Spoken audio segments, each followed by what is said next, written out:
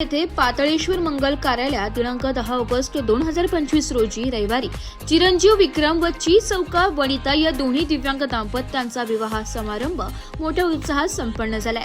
या प्रसंगी प्रहार जनशक्ती पक्षाचे तालुकाध्यक्ष श्री संदीप भाऊ आव्हाड यांनी उपस्थित राहून नवविवाहित दाम्पत्यास मनपूर्वक शुभ आशीर्वाद दिले।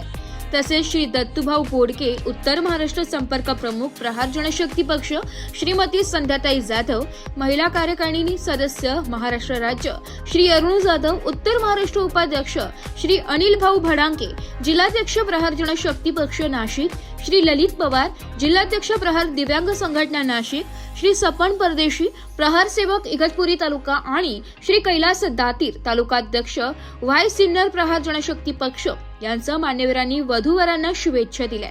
हा विवाह सोहळा यशस्वी करण्यासाठी श्री नवनाथ मस्केसर, दिव्यांग भगिनी सौ सुनीता नारायण नागरे आणि श्री नरेश जाधव यांनी विशेष परिश्रम घेतले।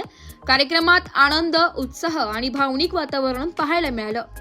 नाशिक लोकशाही न्यूज साठी प्रतिनिधी संदीप आव्हाड, दापूर।